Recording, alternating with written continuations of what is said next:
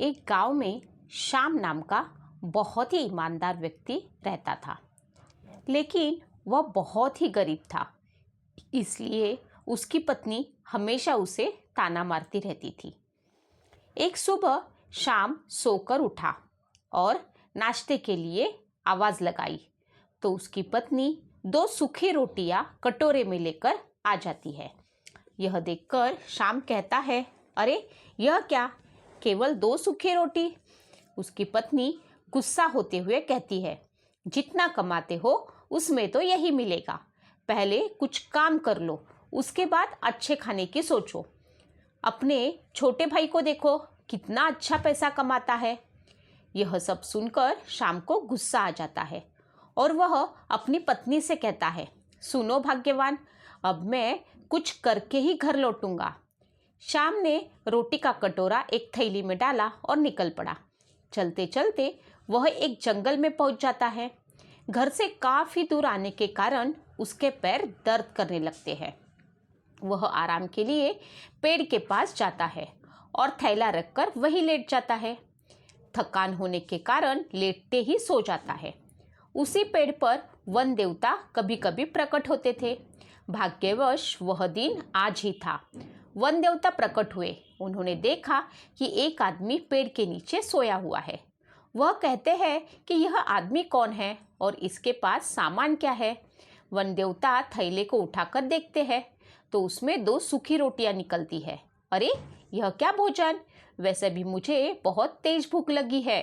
वह रोटी खाना शुरू कर देते हैं। रोटी खाते हुए कहते हैं, अरे वाह क्या स्वाद है, रोज रोज स्वर्ग का भोजन खाकर मेरे तो मन ही उबक गया था। इस भोजन ने दोबारा से मेरे स्वाद को जगा दिया।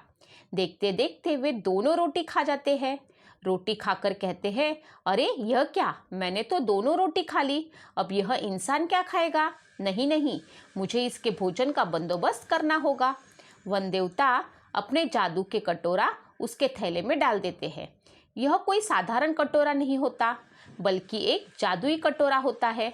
थोड़ी देर के बाद श्याम सोकर उठता है। वह देखता है कि अब सूर्यास्त होने वाला है। नींद से उठने के बाद उसे तेज भूख लगती है। वह अपना थैला उठाता है और उसमें अपनी सूखी रोटियां ढूंढने लगता है। रोटियां गायब थी और उसके बदले में उसे एक कटोरा मिलता है जो खाली होता है। यह देखकर वह सोच में पड़ जाता है कि उसकी 2 रोटियां कहाँ गई।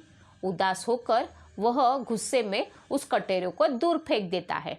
कटोरा जाकर पत्थर से टकराता है और उसमें से एक अप्सरा प्रकट होती है। हे प्रभु, बोलिए आपको क्या चाहिए, मैं आपकी किस प्रकार सेवा कर सकती हूँ। श्याम यह देखकर हैरान रह जाता है और कहता है, तुम कौन हो। मैं आपकी दासी हूँ, अप्सरा कहती है। यह सुनकर श्याम हैरान हो जाता है। उसने कहा, मैं खुद एक गरीब आदमी हूँ, तू मेरी दासी कैसे हो सकती हो।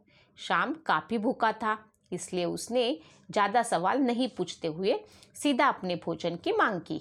वह कहता है, मैं बहुत भूखा हूँ, मेरे लिए कुछ खाना खाने का इंतज़ाम करो। देखते ही देखते अप्सरा अपने हाथों को हवा में घुमाती है और 4 बड़े बड़े थालों में अलग अलग तरह की मिठाइयाँ और पकवान लगा देती है। यह सब देखकर श्याम बहुत खुश हो जाता है। मिठाइयाँ खाकर अपना पेट भरता है। अप्सरा कहती है, अब मुझे इजाज़त दीजिए प्रभु।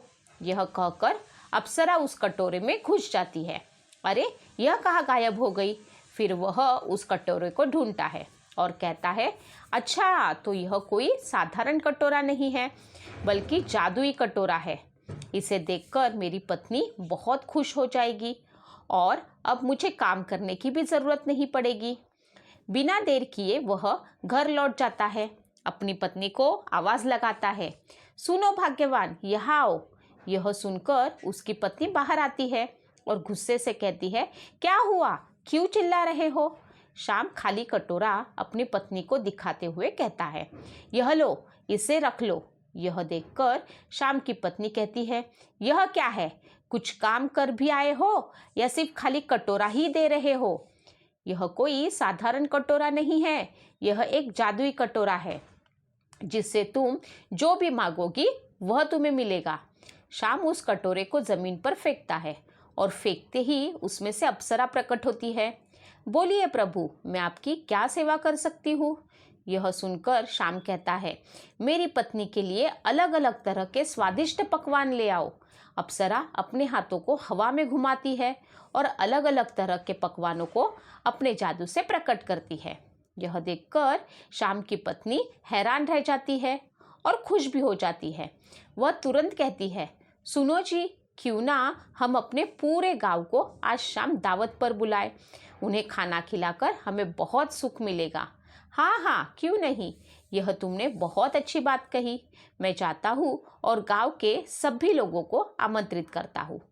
श्याम अब गांव की तरफ निकल रहा था और गांव के लोगों को शाम को खाने के लिए अपने गांव में घर पे आने के लिए कहता है।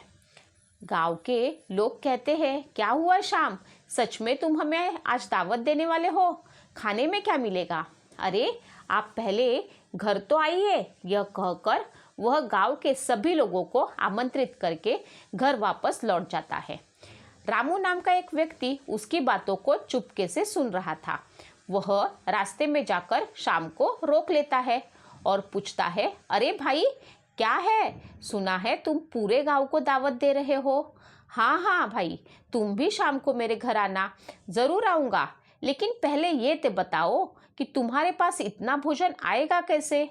दोस्त हूँ तो इतना तो बता ही सकते हो। श्याम ने अपनी पूरी कहानी रामू को सुना दी। रामू सुनकर काफ़ी हैरान हो गया। वह तुरंत घर जाता है और अपनी पत्नी को सारी खबर देता है और कहता है, सुनो, बड़े बड़े फलों के अलग अलग तरह की मिठाइयाँ लगाकर लेकर आओ। मैं भी जंगल जाऊंगा और एक जादुई कटोरा लेकर आऊंगा। 4 बड़े बड़े थालों को लेकर वह जंगल की तरफ जाता है और उसी पेड़ के नीचे फल को रखकर सो जाता है। लेकिन दुर्भाग्यवश इस बार कोई देवता नहीं बल्कि राक्षस उस पेड़ के नीचे प्रकट होता है। वह सोचता है, जब मेरे सामने इतने अच्छे अच्छे पकवान रखे हैं तो मैं इन्हें खा लेता हूँ, और पकवानों को देखते ही खा जाता है। कुछ देर बाद रामू सोकर उठता है तो उसे एक कटोरा दिखाई पड़ता है। वह सोचता है कि यही है वह जादुई कटोरा जिससे मैं भी शाम की तरह अमीर बन सकता हूँ। वह कटोरा लेकर घर जाता है और अपनी पत्नी को दिखाते हुए कहता है, देखो अब मेरा कमाल। वह कटोरे को जमीन पर फेंकता है, तब उसमें से एक बड़ा राक्षस प्रकट होता है। यह देखकर रामू और उसकी पत्नी डर जाते हैं। रामू की पत्नी कहती है, यह तुमने क्या किया? तुमने तो एक राक्षस को जगा दिया। राक्षस कहता है, बोलो, मुझे क्यों बुलाया है? मुझे बहुत तेज भूख लगी है। मेरे खाने का इंतजाम करो, नहीं तो मैं तुम्हें मार दूंगा। उस राक्षस जितना था सब कुछ खा लिया। रामू के घर अब खाने के लिए कुछ भी नहीं था। वह दोनों अपनी जान बचाने के लिए वहां से भागते हैं। पीछे पीछे वह राक्षस भी उन्हें खाने के लिए भागता है।